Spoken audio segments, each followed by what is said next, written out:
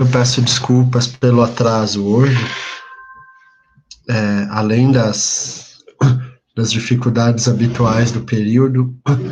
Minha filhinha de 4 anos começou a ir para a escola e a escola fez todo um aparato de segurança com catracas que medem a temperatura.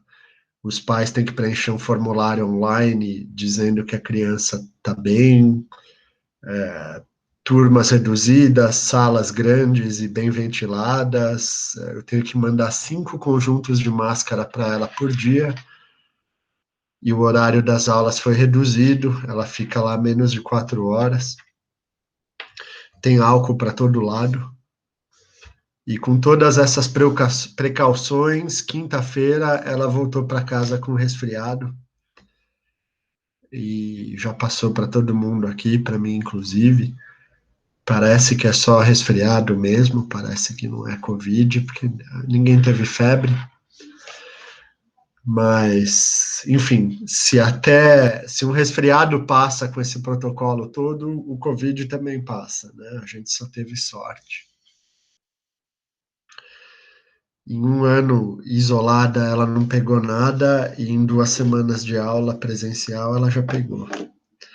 Então, se cuidem, né? Se cuidem, essa é a mensagem. Então, o que já estava difícil ficou um pouquinho mais difícil, mas vamos lá. Eu vi que um aluno saiu do nosso grupo de WhatsApp, e eu suponho que isso signifique que um grupo ficou com uma pessoa a menos. Foi do grupo de algum de vocês que esse colega saiu? Oi, professor, boa noite. Boa noite, Bom, Giovanni. eu não sei se, na verdade, é do meu grupo que saiu, mas teve o caso de uma pessoa que o meu grupo foi formado por último, né? Ah, E aí ele nem entrou em contato com a gente nem nada, então não sei se foi ele ou não.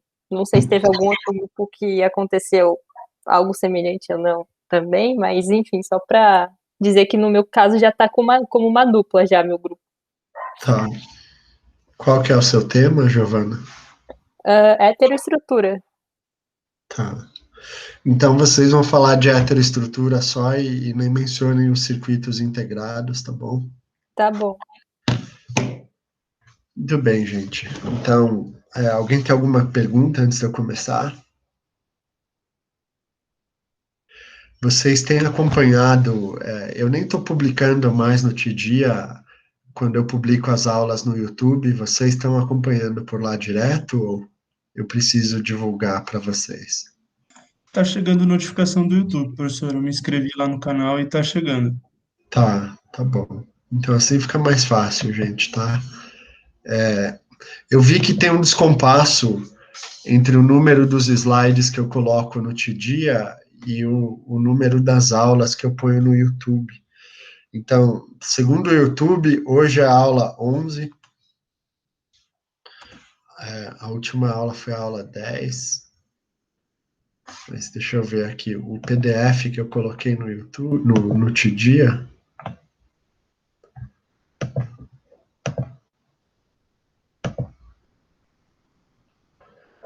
PDF que eu coloquei aqui para vocês.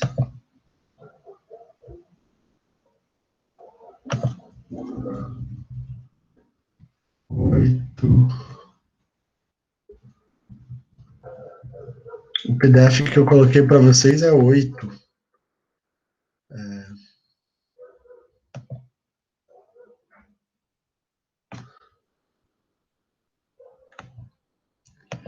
Não tem 9 aqui.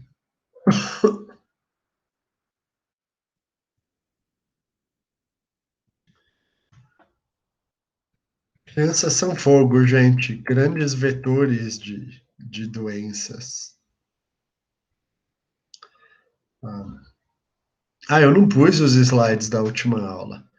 Então, a última aula, os slides são 9, mas o vídeo no YouTube está como 10. Isso porque a primeira aula eu coloquei como introdução, ao invés de colocar como aula 1. Foi isso? Não, tá aqui aula 1. aula 2, aula 3 e 4. Ah, eu pus 2 aulas 4, por isso. Então eu vou ajustar aqui.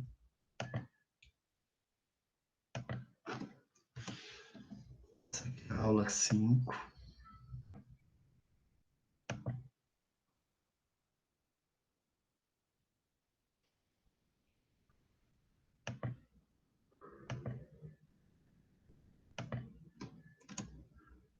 Essa aqui é a aula 6.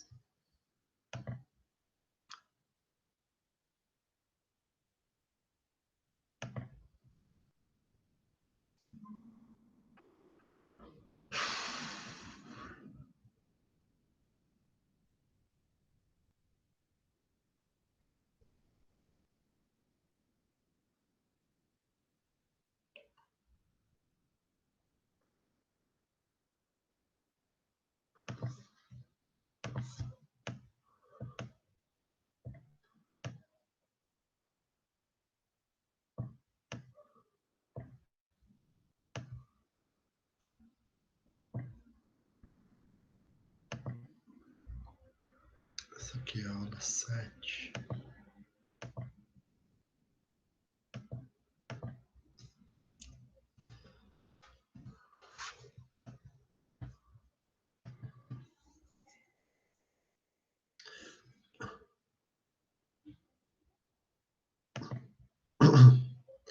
Vocês estão baixando os slides ou vocês seguem só pelo YouTube?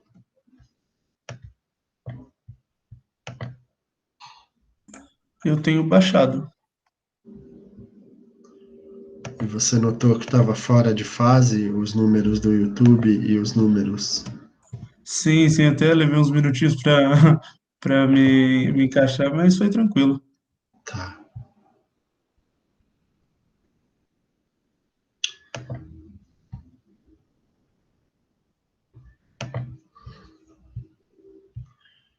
Deixa eu aproveitar e já colocar os slides da última aula para vocês.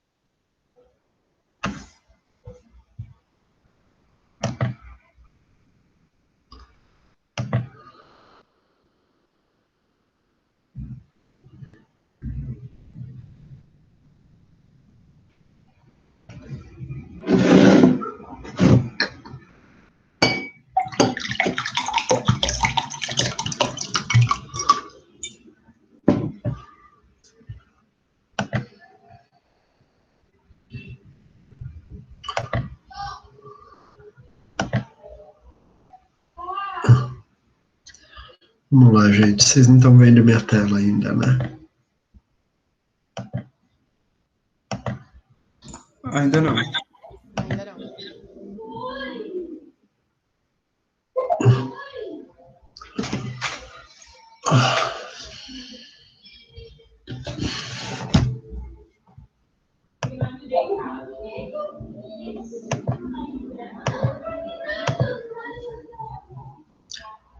Tá tendo briga aqui em casa, tá, gente? Se vocês ouvirem gritos e choros, não sou eu. Fique em paz, professor, normal. Ah.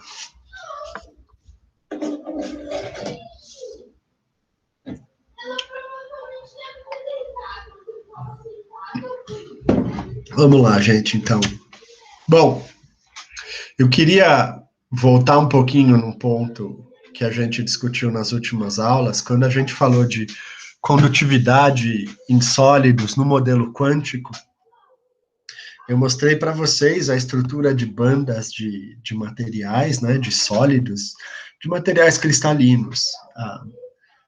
A estrutura de bandas do silício, por exemplo, ela é essa daqui. Eu mostrei para vocês que, enquanto no átomo, a energia dos elétrons depende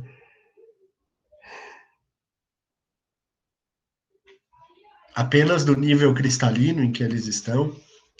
No caso de sólido, ela depende de nível cristalino. Imagina eu em sala de aula, dando aula para vocês, assoando o nariz desse jeito, né? Ia ter gente pulando da janela. Isso que não tem janela lá em algumas salas da UFABC, mas mesmo assim. Muito bem, gente. Então, a energia dos elétrons depende não apenas do nível em que eles estão, mas também depende da região dentro do cristal onde esses elétrons estão. Então, olhem aqui esse estado aqui do silício, por exemplo, né? Se a gente pega o ponto gama, esse estado do silício ele tem energia bem alta. Conforme eu vou me deslocando ao longo da direção gama x, a energia desse estado vai diminuindo. E ela diminui até que ela chega num mínimo aqui. Então, esse é um estado vazio, esse é um estado no qual, em princípio, a 0 Kelvin não existem elétrons aqui.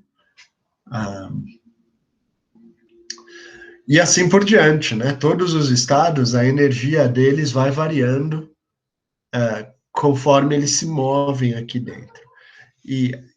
Só que ao invés de descrever a posição desses elétrons em termos de vetores do espaço real, R, a gente descreveu em termos desses vetores do espaço recíproco K.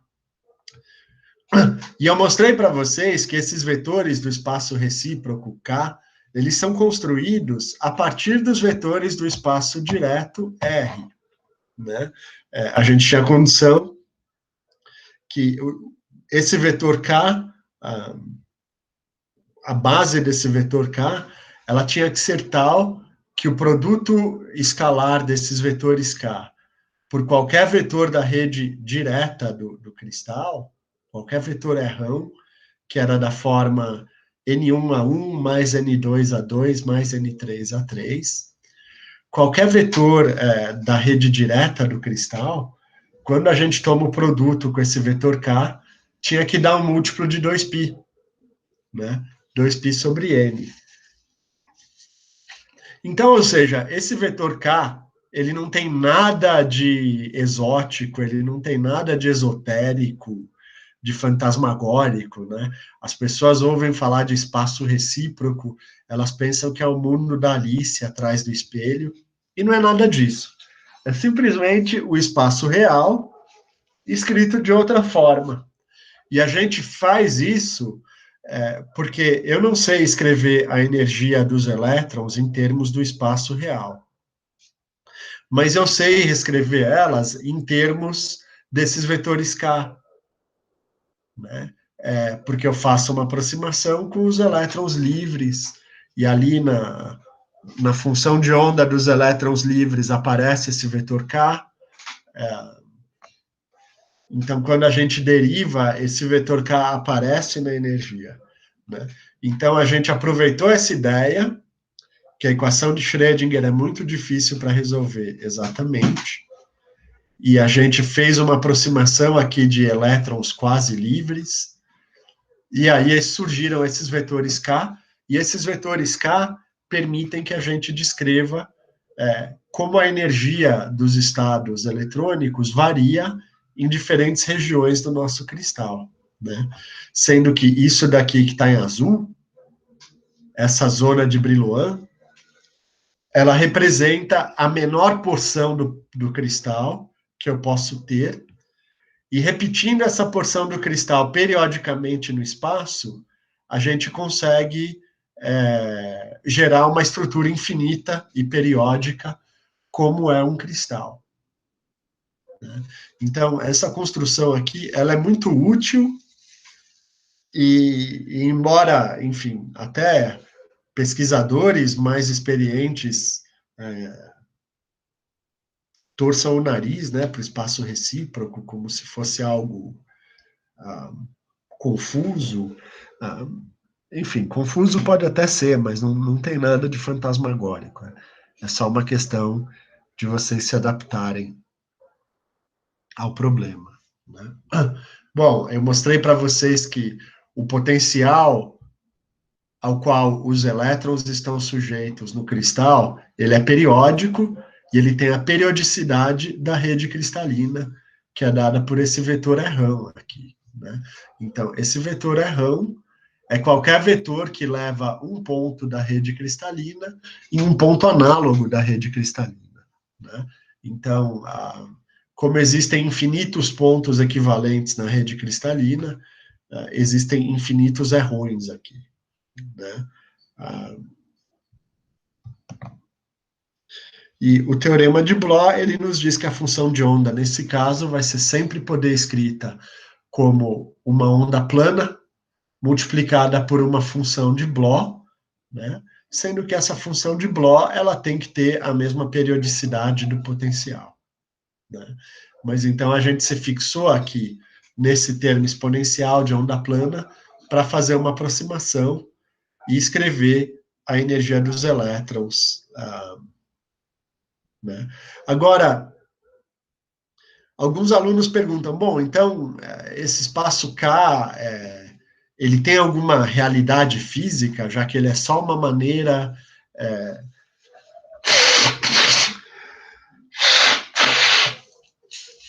ele é só uma maneira de reescrever o espaço cristalino, como você falou. Então, ele tem alguma realidade física? E a resposta é, ele tem sim, pessoal. Se a gente pega o operador quântico de momento linear, ele é esse daqui, menos IH cortado, gradiente de R, né, gradiente. Então, quando você aplica esse operador quântico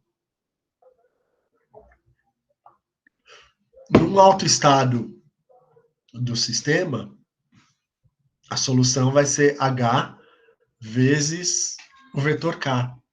Ou seja, esse vetor K, ele está associado ao momento cristalino dos elétrons dentro do cristal. Né? Esse momento cristalino, ele é uma constante de movimento, né? Assim como vocês viram em FEMEC, no problema de colisão, que o momento se conservava, o momento cristalino também se conserva. Agora, você pode mostrar que se tiver uma força atuando nos elétrons dentro do cristal, então o vetor K vai variar, né? dk dt, h dk dt. A resolução está feita no livro do Rezende, se vocês quiserem dar uma olhadinha lá. Né? Bom, pessoal, contudo, esses vetores K, eles têm uma periodicidade, né? Que é natural. Então, se o elétron numa parte do cristal tem um momento K, e se eu for para uma outra parte do cristal que é análoga a esse pedaço do cristal onde está o K, então o momento tem que ser o mesmo. Né? Então, é simplesmente uma simetria de translação. Se eu vou de uma região do cristal para outra que é idêntica, que é simétrica, o vetor K se conserva. E, bom, o que isso tudo significa? Então, se esse vetor K está associado ao momento dos elétrons dentro do cristal, eu posso medir o valor desses vetores K.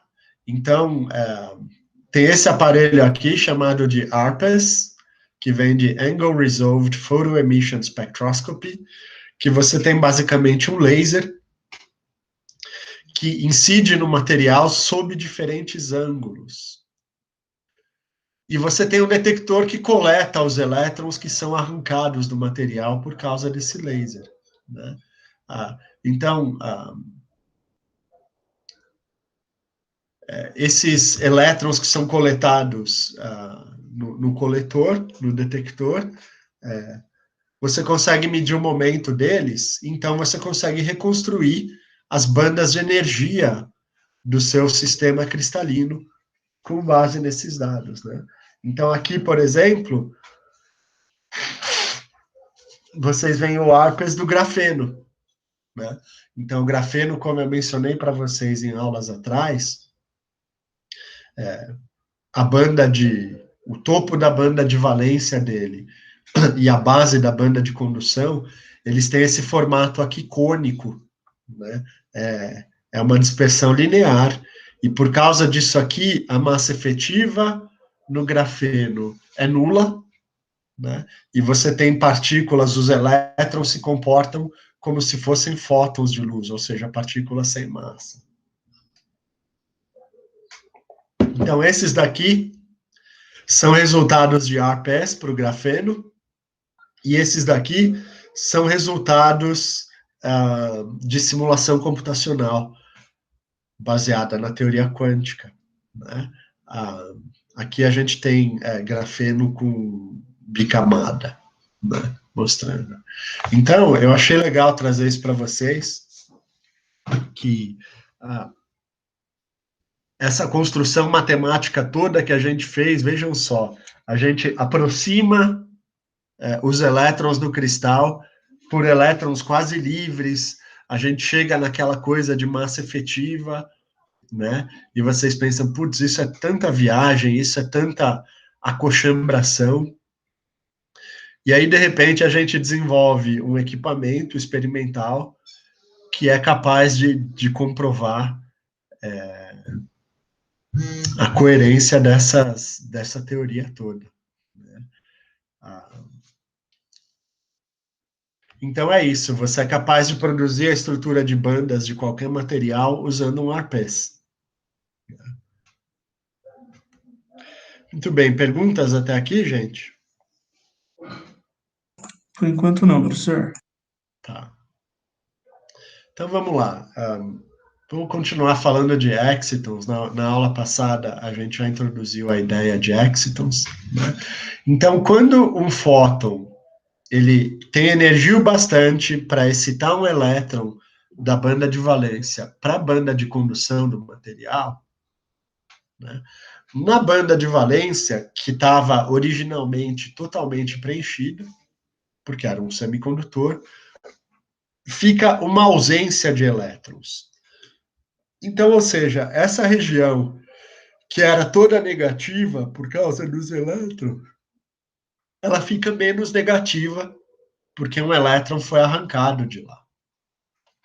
Então, o elétron que passou para a banda de condução, ele é repelido pelos demais elétrons que estão na banda de valência.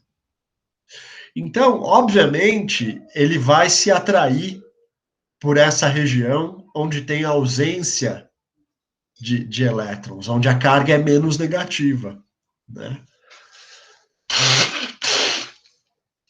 Essa atração eletrostática entre o elétron e a região com menos carga negativa, a gente chama de exciton. Exciton porque ele é produzido por uma excitação eletrônica. E o exciton é o que a gente chama de uma quasi-partícula, porque ele não é uma partícula física de verdade. Na verdade, o próprio buraco, né, que eu desenhei aqui como esse círculo vazado, ele também é uma quasi-partícula, ele não é uma partícula de verdade. Então,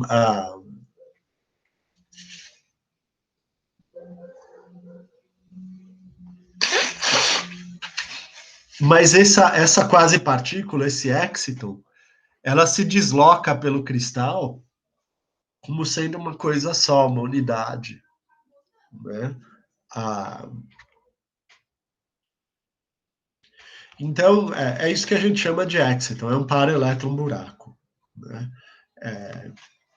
A existência do Exciton, veja bem, o elétron que foi excitado para a banda de condução, ele está num estado de energia mais alto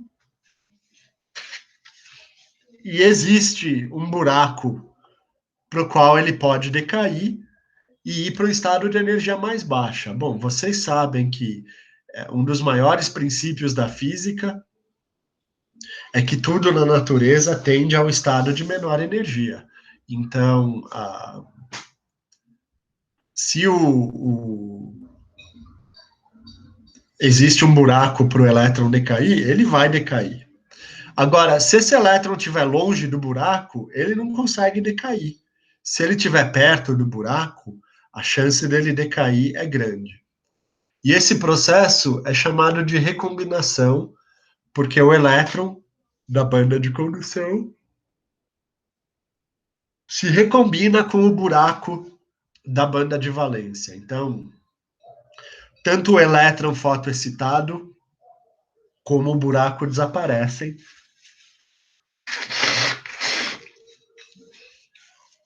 Então, e aí é óbvio que esse excesso de energia que o elétron tinha na banda de condução, ele é liberado na forma de um fóton. Né? Então, a energia da excitação eletrônica é perdida. Da mesma forma que o material ganhou essa energia, ele perde ela quando ele emite um fóton. Então, num fotovoltaico, isso não é bom. Num fotovoltaico, eu quero justamente o contrário. Eu quero absorver luz e gerar corrente elétrica a partir disso. Se o fóton cai de volta no buraco, eu não gero corrente elétrica. Né? Então, a recombinação é negativa para fotovoltaicos, ela é negativa para fotodetectores. Ela reduz a nossa fotocorrente. Portanto, como o Exciton favorece a recombinação, o Exciton é indesejado. Né?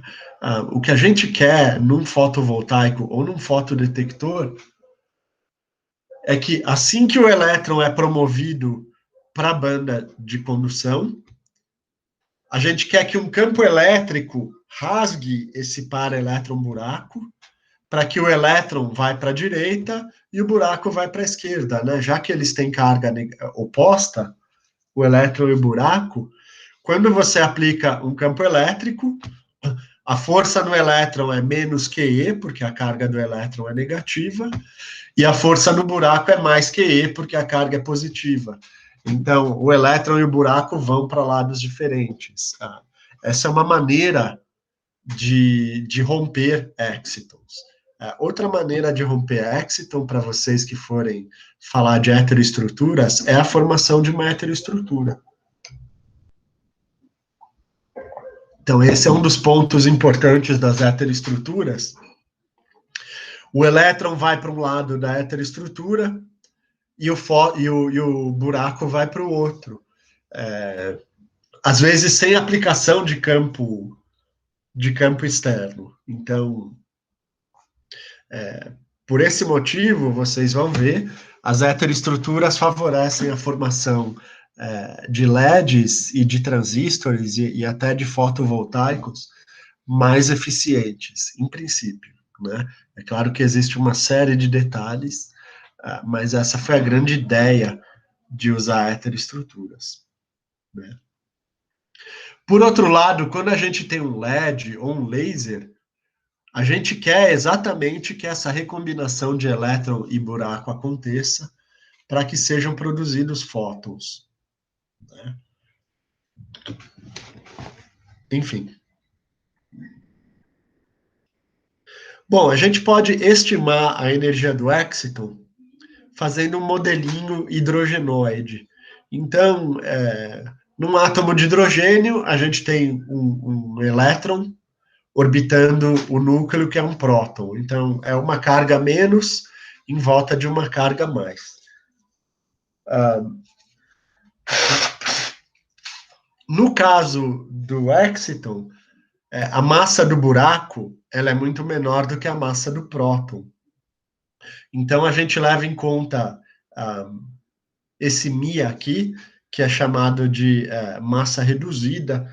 Então, ele é a média geométrica da massa efetiva dos elétrons e dos buracos no material. Epsilon de R é a constante dielétrica do material. RH é a constante de Rydberg, né, que depende que tem um valor dado, enfim. E esse N aqui é o estado de excitação eletrônica, né? Então, a gente consegue estimar a energia de um exciton. Se for um exciton de 1E, que significa um exciton fracamente ligado, né? A gente pode estimar também o raio de ligação do par elétron-buraco, né? No caso de um exciton de 1E.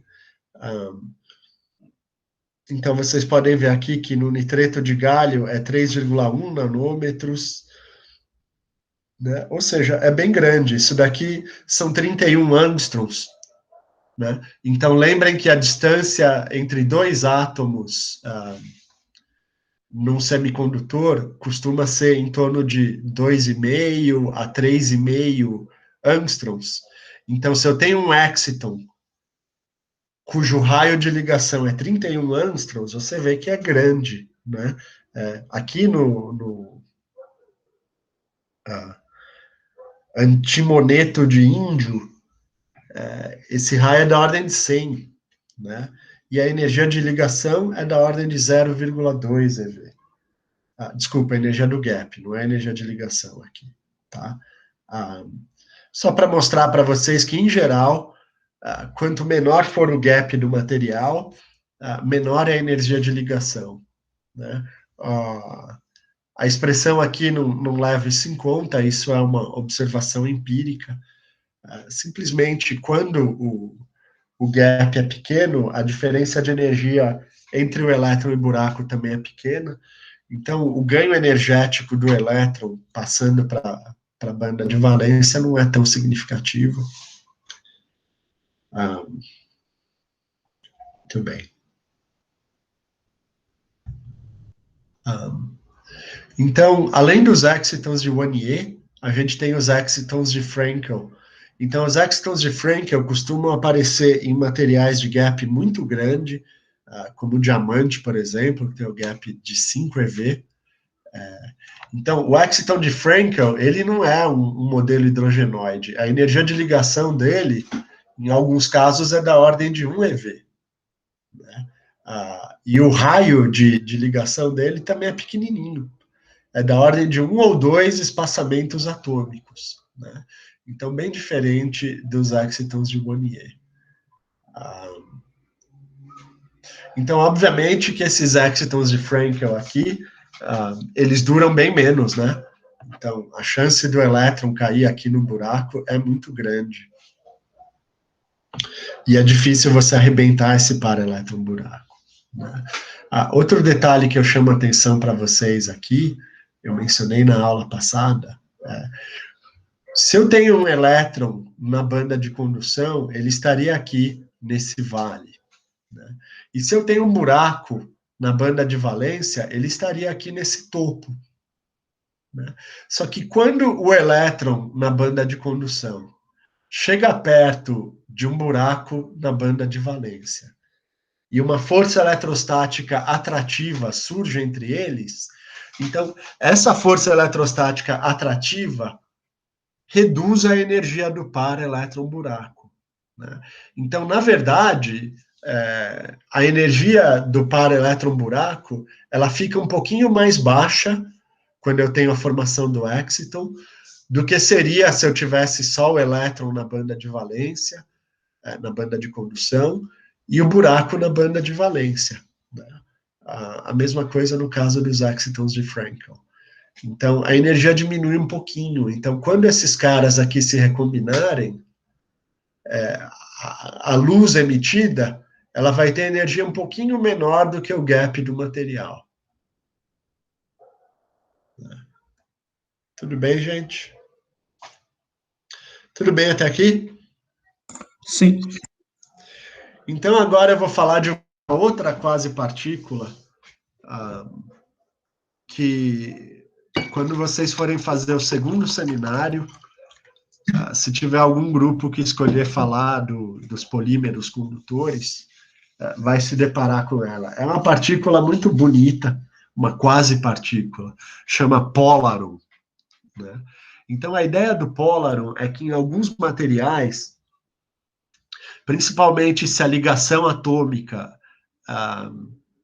não for muito forte, quando você tiver uma carga se propagando por esse material, ela vai distorcer a rede cristalina, ou aproximando ou repelindo os átomos em volta, né? Então, aqui nessa imagem, a gente vê uma carga azul se propagando por um material e você vê os átomos se aproximando desse elétron, né? Não precisa ser um elétron, pode ser um íon, enfim. Isso daqui é um polarum.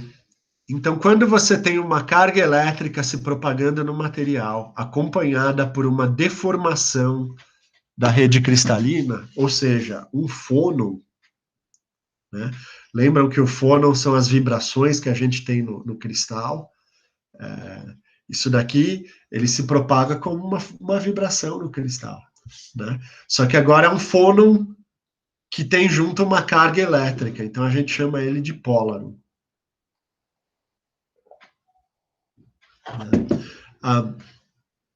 Aqui um gifzinho mostrando um polarum para vocês. Então, é como se a distorção no cristal, né, os bonds, as ligações químicas, elas vão se alterando, ao mesmo tempo em que tem uma carga elétrica passando ali, né? E esse fenômeno, ele é responsável pela condutividade elétrica em polímeros condutores, né?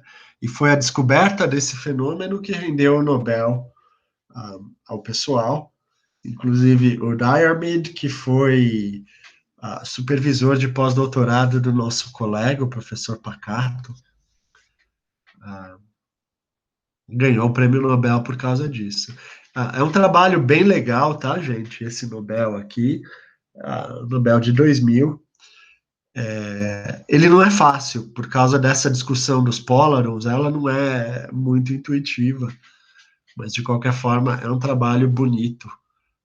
Então aqui ele mostra que quando você coloca gás de iodo, ele retira elétrons das ligações duplas do polietileno e permite que o elétron restante seja móvel. Então, conforme esse elétron vai se deslocando, ele vai formando ligações duplas pelo caminho, né? Vai formando e desformando ligações duplas. Então, isso é acompanhado por uma deformação da estrutura do polímero, e é assim que eles conduzem a eletricidade elétrica. Muito bem, perguntas até aqui, gente? Então, na aula de hoje, a gente vai discutir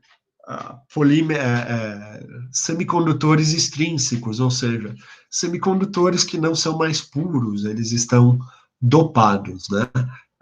Quando a gente fala de dopagem, a gente pensa em impurezas que foram intencionalmente colocadas no material, e quando a gente fala de impureza, a gente fala de átomos estranhos ao semicondutor, que foram parar lá dentro por razões naturais, enfim. Como vocês podem imaginar, no mundo real é impossível você ter um semicondutor puro, um semicondutor intrínseco, né? Muito bem. Então, aqui de maneira bem simplificada, a ideia de dopar um semicondutor é assim: pega o caso do silício, né, do germânio, do carbono, enfim. todos eles fazem 4 ligações químicas, né? Então, a camada deles é S2P2, então eles formam 4 ligações covalentes com os vizinhos deles para satisfazerem a regra do octeto. Então, se eu pensar de maneira ingênua, que eu tiro um átomo de silício que tem valência 4 e coloco um átomo de fósforo que tem valência 5. O que acontece com esse elétron a mais que o fósforo tem? Né? Então, em princípio, eu pensaria, bom, o fósforo vai ocupar o lugar de um átomo de silício, ele vai formar, então, as 4 ligações covalentes com os vizinhos de silício, e vai ter um elétron ali que fica sobrando. Né? E o que acontece com esse elétron sobrando? Bom, esse elétron sobrando, ele poderia, por exemplo, ir para a banda de condução do material, e aí, nesse caso, eu aumentaria a condutividade do silício através da introdução de fósforo. Né? Da mesma maneira, se ao invés de colocar fósforo no silício, eu colocasse boro ou alumínio, esses caras aqui são do grupo 3A, a valência deles é 3. 2S2, 2P1, né, no caso do boro. Então, esses caras aqui, eles precisariam formar 5 ligações químicas para ficarem estáveis na regra do octeto. Só que quando eu colocá-los aqui na matriz de silício, eles só vão ter 4 elétrons disponíveis para fazerem ligações. Né? Então, eles vão fazer ligações, e essa ligação insatisfeita do boro, ou do alumínio, ou do galho, né, ou do índio, ela vai funcionar como se fosse um buraco na banda de valência do silício.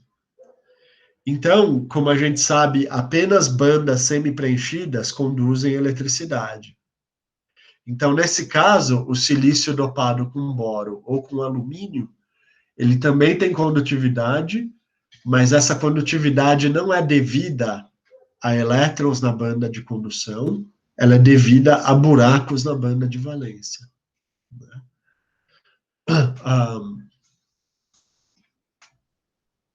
Então, essa é a ideia, gente, tá? É claro que no mundo real existem muito mais complicações do que isso, mas esse modelinho aqui serve.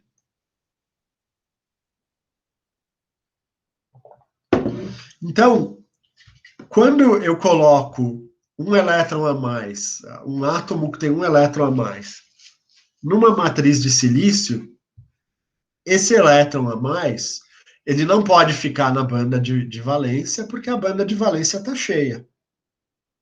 Né? Então, ele vai para a banda de condução do silício. Né? Então, nesse caso, a gente chama o material extrínseco tipo N. Né? N de negativo, porque ele tem excesso de elétrons. Né? E aí o que acontece, quando a gente olhar aqui a distribuição de estados na banda de condução e na banda de valência do material, eu vejo que a concentração de elétrons na banda de condução fica maior do que a concentração de buracos na banda de valência. Né? Da mesma forma, se eu dopar o silício com boro ou com alumínio, que tem valência 3, então, nesse caso, esses átomos vão deixar um buraco na banda de valência do silício. Né? Então, agora, a concentração de buracos na banda de valência fica maior do que a concentração de elétrons na banda de condução, e eu tenho um material dopado tipo P ou positivo. Né? Então, é importante vocês lembrarem disso quando eu tenho material intrínseco N é igual a P. Quando eu tenho material tipo N, N é maior do que P. Em geral, é muito maior do que P, conforme a gente vai ver. E quando eu tenho um semicondutor extrínseco, N é menor do que P. Em geral, muito menor do que P. Né? Surgem aqui níveis de impureza, né? Então a gente vê aqui um nível de impureza que está relacionado ao fósforo, e aqui um nível de impureza que está relacionado ao boro ou ao alumínio. Né? Perguntas até aqui, gente? Não, professor. Não. Legal. Então, esse nível de impureza, ele em geral vai ficar no meio do gap, não necessariamente, tá bom, gente? A gente vai voltar nisso. Mas em geral, sim. Né? Então, a imagem que eu tenho é quando eu tenho um doador, eu tenho um nível de energia que está perto da banda de condução. Né? Então, se você espirrar aqui perto, o elétron sai do estado de impureza e vai parar na banda de condução.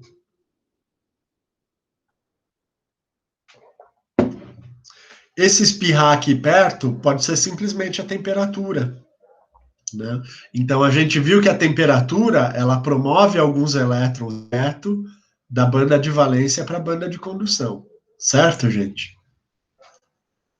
A gente viu que um semicondutor intrínseco, a temperatura ambiente, ele sempre vai ter alguns elétrons ali na banda de condução. Vocês concordam comigo?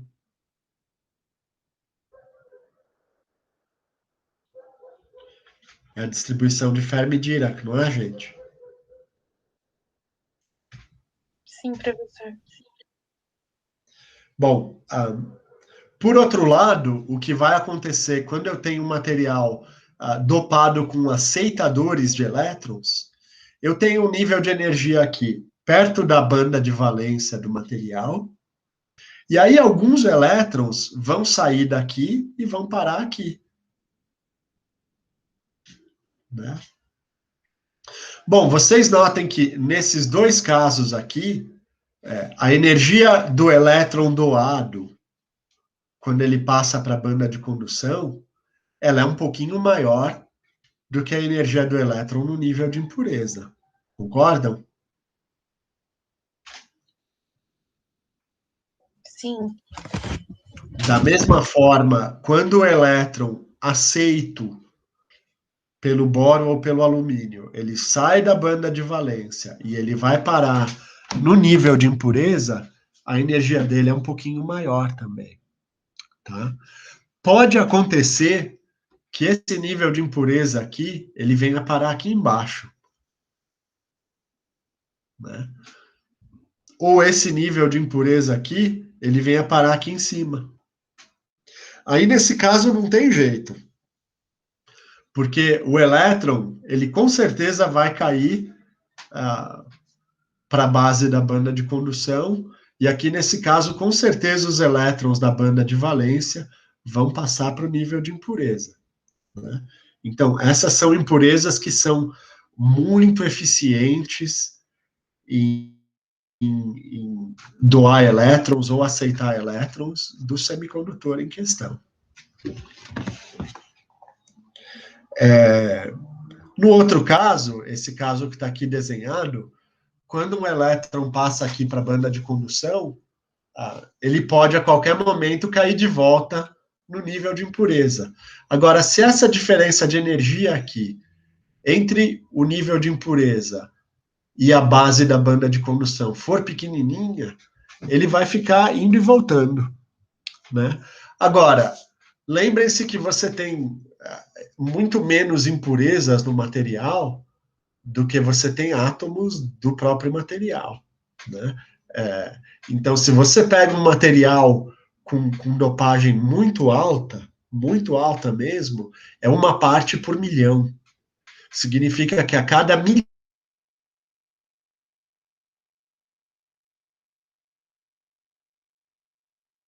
muito, muito intensa, tá, gente? Então, quer dizer, se o elétron que passou aqui do fósforo para a banda de condução se afasta do fósforo, aí ele já não vai recair nesse fósforo, ele já foi parar na banda de condução e a dopagem do material foi eficiente, né? A mesma coisa aqui.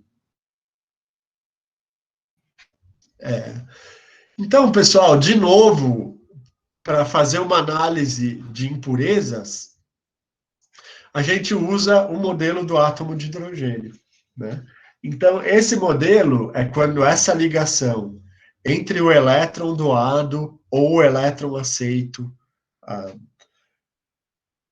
e o núcleo da impureza é relativamente fraca, né? Então, quando essa energia é fraca, significa que é fácil ionizar essa impureza. Então, quando eu arranco um elétron do fósforo, o átomo de fósforo, originalmente, qual é a carga de todo átomo livre na natureza, gente?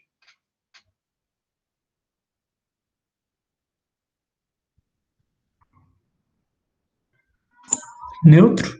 Neutro. Então, o átomo de fósforo, ele era neutro. Quando eu arranco um elétron dele e jogo na matriz de silício, ele vai ficar positivo. Então, esse núcleo positivo, ele interage com esse elétron que ele doou como se ele fosse um átomo de hidrogênio. Então, a gente pensa assim, olha, o núcleo de fósforo, ele não tem um próton só, ele tem mais prótons do que um. Mas ele está cercado pelos N-1 elétrons que sobraram. Então, esses elétrons aqui vermelhinhos que cercam o núcleo branco, eles amenizam a carga do núcleo branco que é percebida pelo elétron doado aqui, que está azulzinho. Então, para esse elétron doado, que está longe desse núcleo, quando ele olha para trás, ele vê como se tivesse só uma carga positiva, né? Então, por isso, a gente aproxima pelo átomo de hidrogênio, né? Então, a energia dos estados eletrônicos no átomo de hidrogênio era dada por essa expressão, né? Então, a gente mantém o valor de 13,6 eletronvolts, né? Mas agora a gente pondera pela massa efetiva que o elétron doado vai ter dentro do material, e a gente divide pela constante dielétrica, porque a constante dielétrica tem a ver com essa energia de ligação. Então, essa é a constante dielétrica da matriz, no caso, o silício, e essa aqui também é a massa efetiva do silício, né? Então, no caso do germânio, a constante dielétrica é 16, no caso do silício é 11, né? Então, vocês veem que como a energia de ligação ela varia com o inverso do quadrado da constante dielétrica,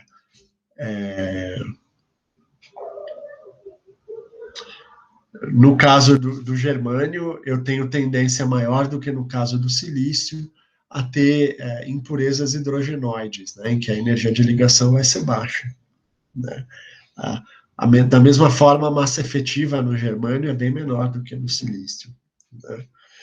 Então, se a gente fizer esse cálculo aqui para o germânio e para o silício, a energia de ligação nessa aproximação hidrogenoide seria de 0,025 eletronvolts.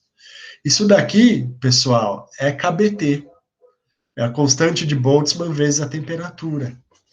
Então, isso daqui é a energia térmica que os elétrons adquirem. Significa que, se você tiver impurezas no silício, cuja energia de ligação do elétron doado ou do elétron aceito com o núcleo é da ordem de 0,025 eletronvolts, essas daqui vão ser impurezas rasas.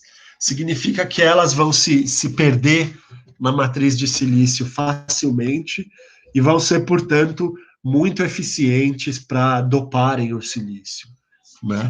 Para aumentarem a condutividade do silício. No caso do germânio, essa energia é ainda menor, né? Então, essa é a energia necessária para ionizar impurezas nesses materiais. Tudo bem?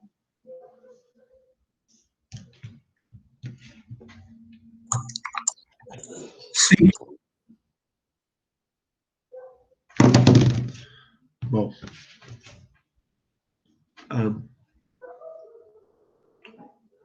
Então, no caso do silício, pessoal, olhem aqui alguns níveis de impureza de alguns elementos no silício, né? Então, o boro, 0,045 eletronvolt, o alumínio, 0,057, o galho, 0,065. Então, são todas impurezas rasas do silício, né? O antimônio, 0,04, no caso, é um doador. O fósforo, 0,044, e daí por diante. Então, essas energias de ionização, elas são da ordem de kBt, né? 2, 3 kBt. Então, esses são considerados níveis rasos.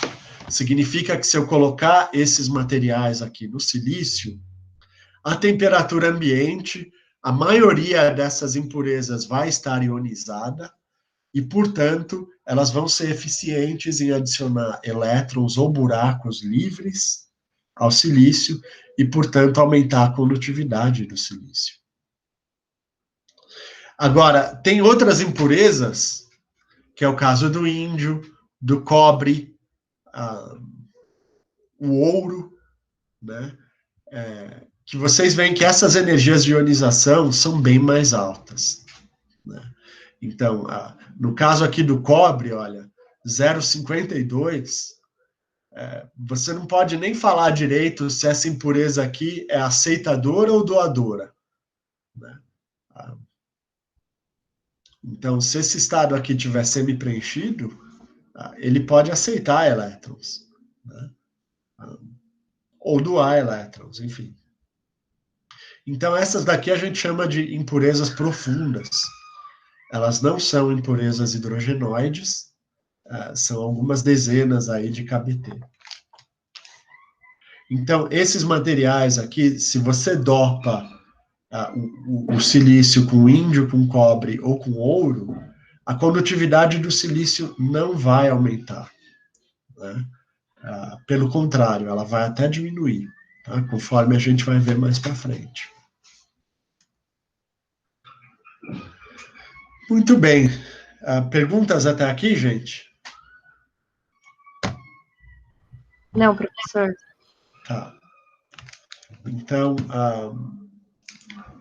a gente viu, quando a gente falou de semicondutores intrínsecos, que a concentração de elétrons na banda de condução e de buracos na banda de valência, ela era dada por essa expressão aqui, ó, onde esse NC e esse NV eram fatores multiplicativos, né, que variavam com a potência 3/6 da temperatura, e uma exponencial que estava relacionada à diferença entre a energia de Fermi e a energia da base da banda de condução, ou a energia de Fermi e a energia do topo da banda de valência. Então, na dedução dessas expressões aqui, não foi assumido nada de que o material era intrínseco ou extrínseco. Significa, pessoal, que essas expressões continuam valendo quando o material é dopado. O que muda quando eu dopo o material é o nível de Fermi, né?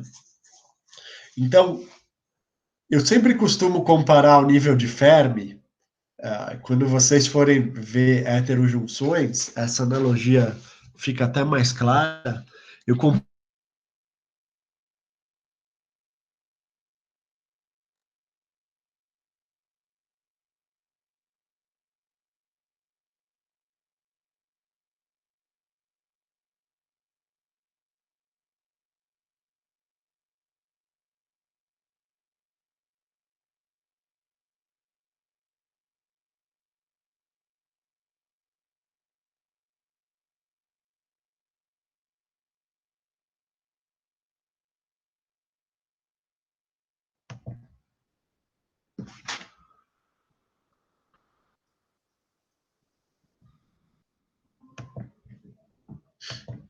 Oi, pessoal, voltei. Alô, alô, alô. Oi, professor. Te Tinha ouvindo, travado. professor. Onde que eu caí? Na analogia de Fermi, professor. Tá. Então, vocês estão vendo as minhas mãos aqui? Bom,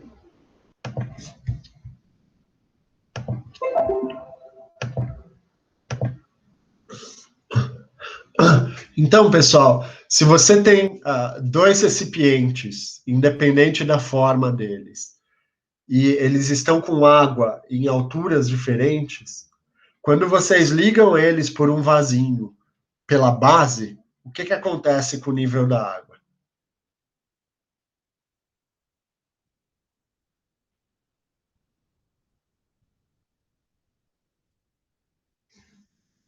Que?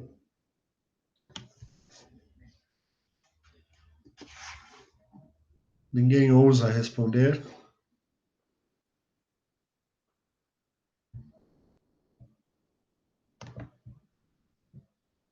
Não, pessoal.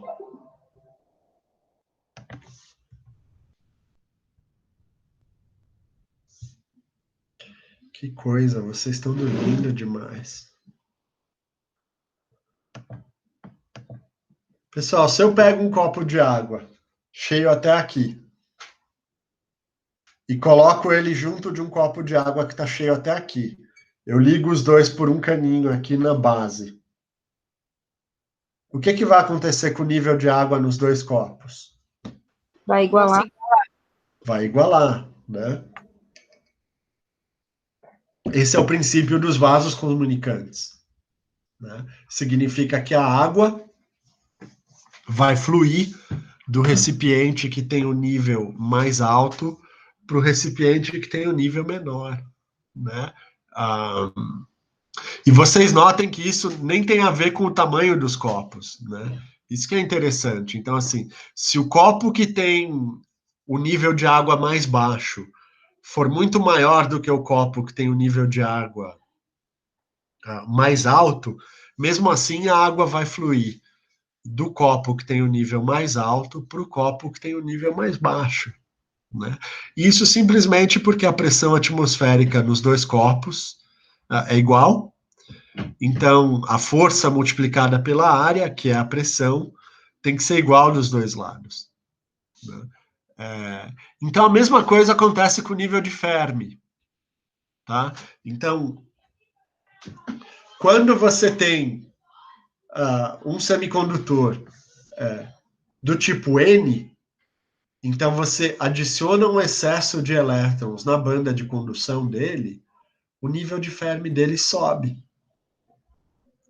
E quando você tem um semicondutor do tipo P e você adiciona buracos na banda de valência dele, ou seja, você coloca um monte de impureza e essas impurezas vão tirar elétrons aqui da região amarela e deixar buracos para trás, sem aumentar a quantidade de elétrons na banda de condução. Então, nesse caso, o nível de Fermi vai cair, vai descer. Então, aquelas equações que eu mostrei para vocês, elas não mudam, né? Em qualquer semicondutor, a gente tem elétrons e buracos livres, né? Contudo, quando o material é dopado tipo N, significa que eu tenho um monte de elétron e a quantidade de buracos que ele tinha continua igual à do semicondutor intrínseco, né? Então, pessoal, esse monte de elétron que a gente pôs aqui na banda de condução do semicondutor, ele vai começar a aniquilar os buracos intrínsecos que estavam no material, né? Então, quando você dopa um material tipo N, você não está apenas aumentando a concentração de elétrons na banda de condução. Você também está diminuindo a concentração de buracos na banda de valência, por causa dessa recombinação elétron-buraco, né? E aí, fazendo isso, o nível de Fermi sobe,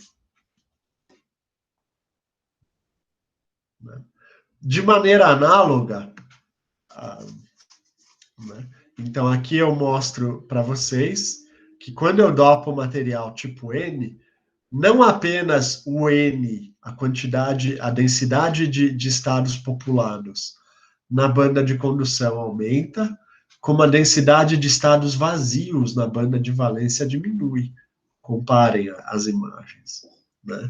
Isso porque esse montão de elétrons aqui vai começar a matar os buracos na banda de valência, né? Então, essas equações aqui não mudam. A concentração de elétrons, ela vai continuar sendo dada pela diferença de energia entre a base da banda de condução e o nível de Fermi do material. O que muda agora é o nível de Fermi, que sobe.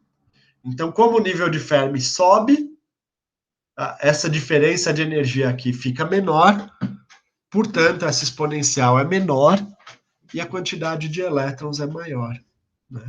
Por outro lado, quando eu dopo o material tipo N, a distância entre o nível de Fermi e a banda de valência aumenta. Então, essa exponencial aqui vai ficar grande e a concentração de buracos vai diminuir. E vice-versa, né, gente? Quando eu dopo tipo P, aí o nível de Fermi se aproxima da banda de valência, essa exponencial diminui e a concentração de buracos aumenta. Por outro lado, a banda de condução e o nível de Fermi ficam mais afastados, então essa exponencial aumenta e a concentração de elétrons diminui. Uma coisa interessante para vocês observarem é que quando a gente multiplica essas duas equações, como a gente já fez nas aulas passadas, quando a gente estava falando de semicondutores intrínsecos, a gente multiplica essas duas equações, né?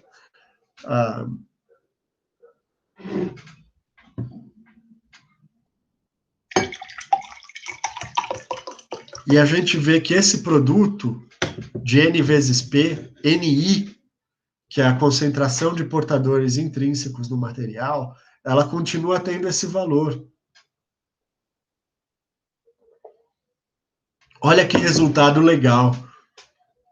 Esse NI, ele não depende do EF, ele não depende do nível de Fermi, ele depende do gap do material. Então, não interessa se o material é intrínseco ou é extrínseco, se ele está pouco dopado ou muito dopado, o NI se mantém, né? O número de portadores se mantém. Esse resultado não é nada óbvio, ele é surpreendente. E ele é chamado de lei da ação das massas, tá bom? Mas vocês tomem cuidado, porque o fato de NI se manter constante não significa que a condutividade do material vai ficar igual. Porque vocês vão falar, bom, professor, então, se o número de portadores no material intrínseco é igual ao número de portadores no material extrínseco, então a condutividade não muda? A condutividade muda sim, muda bastante, conforme a gente vai ver. Tá bom?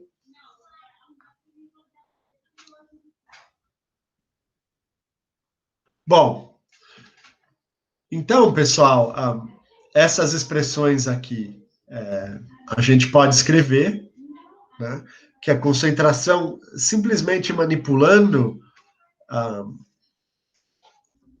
aquela expressão que eu mostrei para vocês.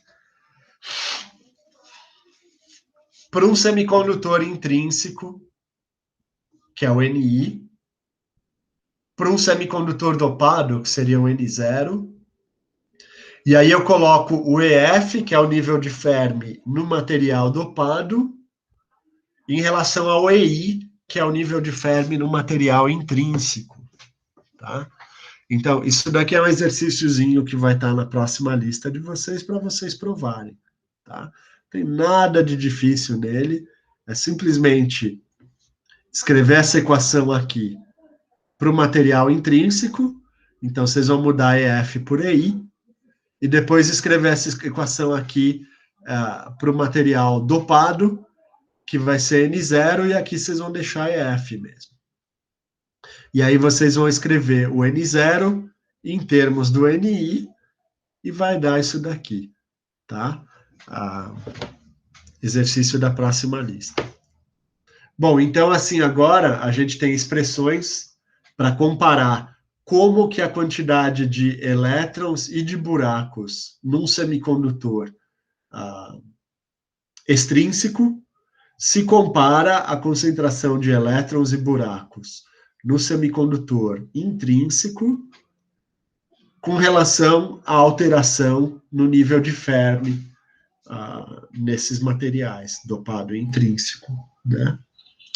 Lembrando, pessoal, que a gente deduziu ali, quando a gente falava de semicondutores intrínsecos, a gente deduziu essa expressão para o nível de Fermi do semicondutor intrínseco, né?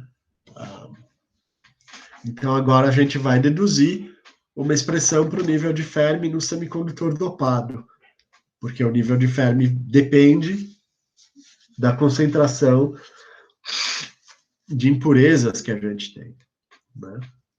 Bom, então, pessoal, a lei da neutralidade das cargas, ela me diz o seguinte, ó, o semicondutor pode estar dopado tipo N, pode estar dopado tipo P, mas a quantidade de carga nele continua sendo zero, porque, como vocês mesmos me disseram, todos os átomos na natureza são neutros. Então, eu posso ter colocado fósforo no silício, e o fósforo vai doar elétron para o silício, e aí o núcleo de fósforo vai ficar positivo. Então, esse daqui é um semicondutor tipo N, onde eu tenho os núcleos positivos e os elétrons livres aqui, que são vermelhinhos, né? Da mesma forma, quando eu dopo o silício com boro ou com alumínio, os átomos de boro ou de alumínio, eles vão roubar elétrons da banda de valência do silício, e esses átomos que eram neutros agora ficaram negativos, porque eles roubaram elétrons, né? E aí eles deixam um monte de buraco na banda de valência do silício. Então, a quantidade de buracos que eu adicionei ao silício vai ser igualzinha à quantidade de átomos de boro ionizados que eu vou ter no silício. Da mesma forma, a quantidade de elétrons que eu adicionei ao silício, dopando com fósforo, vai ser igualzinho à quantidade de átomos de fósforo ionizados que eu vou ter no silício. Tá claro, gente? Sim?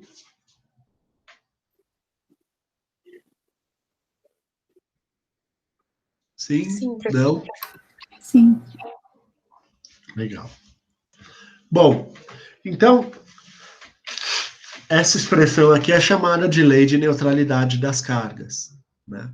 Então, a concentração de elétrons extrínsecos, que é negativo, mais a concentração de átomos aceitadores negativos, é igual à concentração de buracos adicionados ao material, mais a concentração de impurezas doadoras ionizadas que eu tenho no material. Então, isso daqui é a lei de neutralidade de cargas. Tudo bem? Então, pessoal, se eu tiver um material tipo N, eu posso dizer que a concentração de átomos aceitadores nele é muito pequenininha. Então, eu posso dizer que isso é aproximadamente zero, e, portanto, eu posso aproximar a lei da ação a lei de neutralidade de cargas como sendo N0 é mais ou menos igual a P0 mais a concentração de doadores ionizados. Então, manipulando essas equações aqui, Isso daqui também vai estar na próxima lista de vocês, né? Usando que N vezes P é igual a NI, a gente consegue escrever essa expressão dessa forma aqui.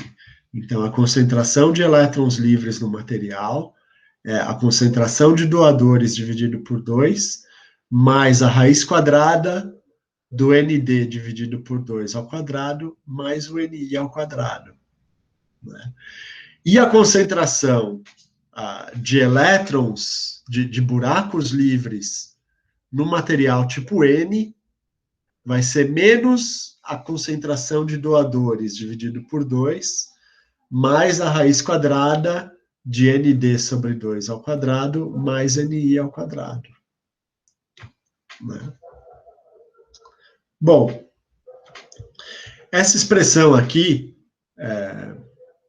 se a gente considera que o ND, né, a concentração de doadores, é muito maior do que a concentração de portadores intrínsecos, eu posso desprezar esse NI. Isso é razoável, né, gente? Porque se você pega um material como o silício, o NI do silício é da ordem de 10 a 10, a concentração de portadores intrínsecos no silício. Quando você pega uma parte por milhão, é 10 a 18, né? Ou seja, esse ND é muito maior do que esse NI, então a gente pode desprezar ele. Né? Mesmo se você pega o germânio, que é a concentração de doadores, desculpa, a concentração de portadores intrínsecos é da ordem de 10 a 13, isso costuma ser muito menor do que a concentração de dopantes no material. Então, a gente pode desprezar esse NI, então aqui fica a raiz de ND sobre 2, ND sobre 2 mais ND sobre 2 vai dar ND. Né? Bom, se eu fizer a mesma coisa aqui no caso da concentração de buracos, eu vou chegar em 0, né? Então, para não chegar em 0, a gente expande por série de Taylor, essa raiz quadrada, e a gente pega os dois primeiros termos. Então, o termo que vai sobrar é NI ao quadrado sobre ND. Essa é a concentração de buracos num semicondutor extrínseco, dopado, tipo N, tá bom? Bom, então, utilizando essas expressões aqui, naquelas expressões que a gente tinha para energia de Fermi, a gente consegue demonstrar que a energia de Fermi num semicondutor dopado, tipo N, vai ser dada pela energia da banda de condução, menos KBT, Ln de NC, né? Esse NC é aquele fator multiplicativo que a gente tem na concentração de elétrons, e ND é a concentração de doadores que eu tenho no material. Né? A gente pode ainda manipular essa expressão para escrever o nível de Fermi no material dopado em relação ao nível de Fermi no material intrínseco. Então, agora eu posso saber exatamente quanto que o nível de Fermi no material vai variar em função da concentração de doadores que eu coloco no material. Né? Obviamente, a gente consegue expressões bem parecidas no caso de dopar o material com aceitadores, né? Então, a gente vai ter que P0 vai ser igual a NA, aproximadamente. N0 vai ser NI sobre NA. Né? E essas expressões aqui vão ser análogas. Tá? Então, outro exercíciozinho para eu pedir na próxima lista de vocês. Né? A aula está terminando, vamos fazer alguns exemplinhos. Então, calcule a concentração de elétrons e buracos e a posição do nível de Fermi num cristal de silício com 10 a 17 aceitadores por centímetro cúbico, né? Então, são impurezas de galho, isso a temperatura de 290 Kelvin. Né? Então, a concentração de buracos vai ser aproximadamente igual ao Na, que é 10 a 7.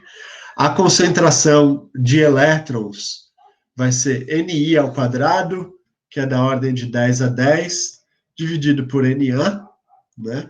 Então, 10 a 10 ao quadrado vai dar 10 a 20, dividido por 10 a 17, vai dar da ordem de 10 a terceira, né? Então, vocês vejam que a concentração de buracos no silício dopado, ela foi de 10 a 10 para 10 a 17. Ela subiu 7 ordens de grandeza. E a concentração de elétrons caiu 7 ordens de grandeza. Então, o produto aqui continua dando 10 a 10. Né? Que essa é a lei da ação das massas. Bom, então, utilizando KBT e utilizando o fator multiplicativo NV, que está tabelado ali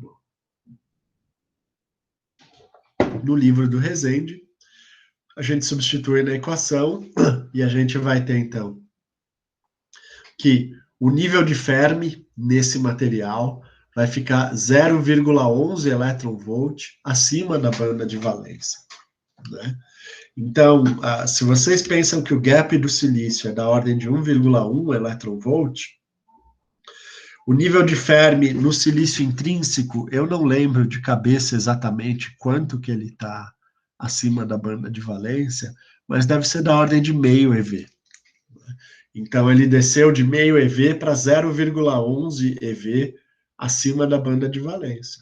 O nível de Fermi desceu porque o material está dopado com aceitadores. Então, ele tem um excesso de buracos. Tudo bem até aqui, gente? Sim. Tudo certo, professor. Tá. Então, outro exemplo. Calcule a concentração de elétrons e de buracos e a posição do nível de Fermi num cristal de silício dopado com 10 a 16 átomos de arsênio por centímetro cúbico. A temperatura é de 290 K. Né? Então, agora, o arsênio é doador, então N0 vai ser aproximadamente ND. A concentração de buracos Ni sobre ND, 10 a quarta, né? O produto continua sendo 10 a 20. Né?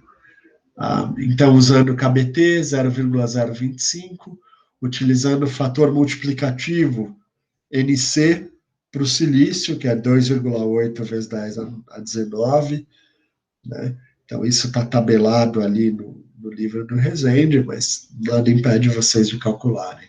Né? Substituindo na equação para o EF, então a gente vai ter que o EC menos EF vai dar 0,20. Né? Então, de novo, se no material intrínseco era da ordem de 0,5, ele passou para 0,2. Né?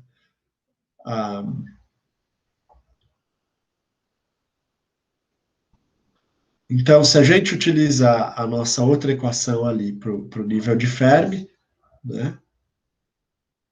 Que é essa daqui. Essa daqui é FEI mais KBT ln de ND sobre NI.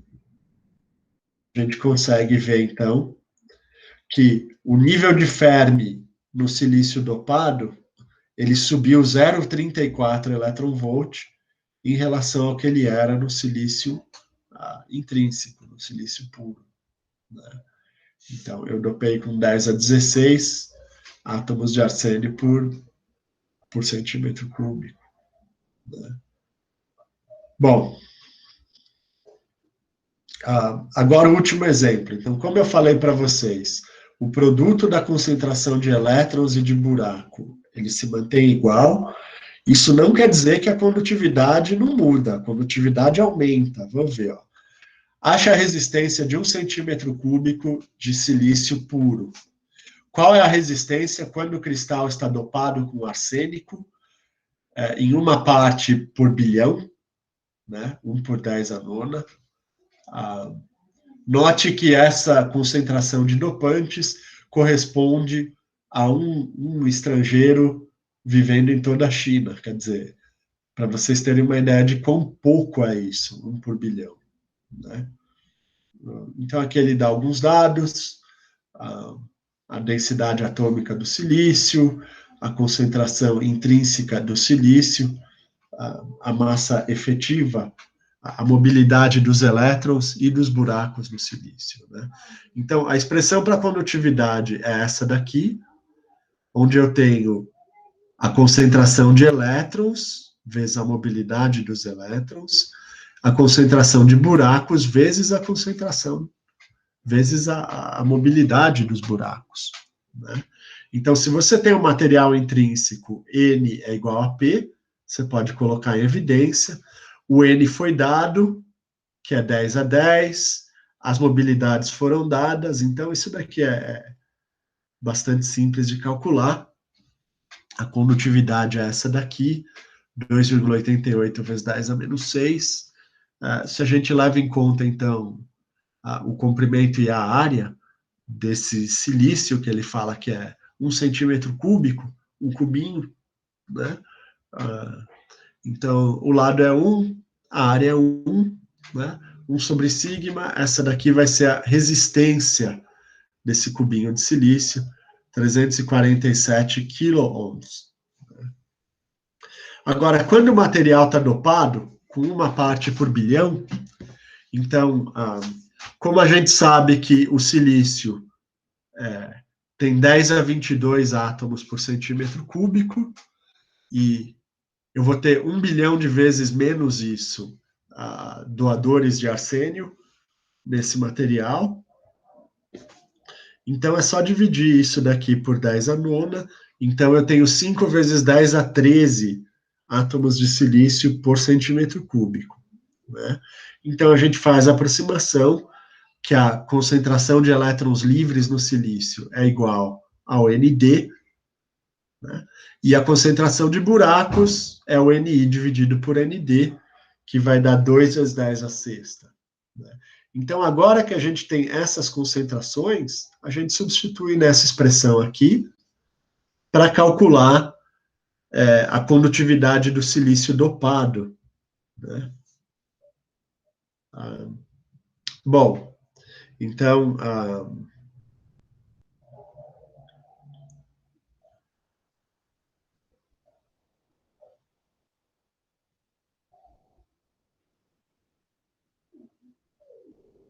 aqui no caso, ele até desprezou a concentração de buracos, porque ela é tão pequena, né? 10 a sexta. Então, se você somar aqui, você pode até somar o 2 vezes 10 a sexta com 10 a 13, vocês vão ver que, enfim, vai dar ali na sétima casa depois da vírgula, né? Adicionando esse número aqui. Então, a condutividade do silício passou de 10 a menos 6 para 10 a menos 2. E a resistência do silício, ela passou de 300 quiloohms para 90 ohms, né? Ou seja, ela diminuiu, né? A resistência diminuiu, aqui tem 3,5 vezes 10 a quinta, e ela passou para 10 a primeira, então ela diminuiu 4 ordens de grandeza, né? Então, é uma redução drástica na resistência do silício, com 1 parte por bilhão de dopante, tá? A gente vai discutir mais para frente que no mundo real, quando você dopa um material, a mobilidade dele diminui, tá? E a mobilidade dele diminui porque você não tem mais o potencial cristalino periódico. Então, vocês lembram que imperfeições na periodicidade do potencial, elas geravam espalhamento dos elétrons. Então, a mobilidade sempre diminui um pouco, tá? Aí a questão é saber o quanto ela diminuiu. Muito bem. Então, se ao invés de dopar o cristal de silício com arsênico, a gente dopasse com boro, na mesma concentração, a gente teria a condutividade passando para 3,6 vezes 10 a menos 3, né? Ou seja, a condutividade seria um pouco menor. Isso se deve ao fato que a mobilidade dos buracos no silício, ela é quase 3 vezes menor que a condutividade dos elétrons. A mobilidade, desculpa. Né?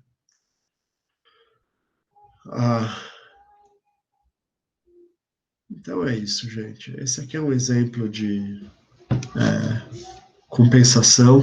Então, você tem um material que você dopa com fósforo e com boro, e você vai calcular a concentração de elétrons. Então, o fósforo doa elétrons, o boro aceita elétrons. Então, o que acontece quando você coloca esses dois? Então, a diferença aqui vai dar 9 vezes 10 a sexta. Você continua tendo isso tudo de aceitadores no material. Né? Então, a concentração de buracos vai dar 9 vezes 10 a sexta, e a concentração de elétrons vai dar 1,1 vezes 10 a terceira. Né? Então, continua muito pequeno. Tudo bem, gente? Perguntas? Tudo certo, professor. Tudo certo. Tudo certo. Tá. Eu vou parar por aqui. Se vocês não têm perguntas, então a gente se vê na quinta e eu vou soltar a próxima lista para vocês em breve. Tudo bem? Beleza, professor. Professor. Legal, gente. Boa noite para todos e até quinta-feira. Boa noite, professor. Boa noite, pessoal.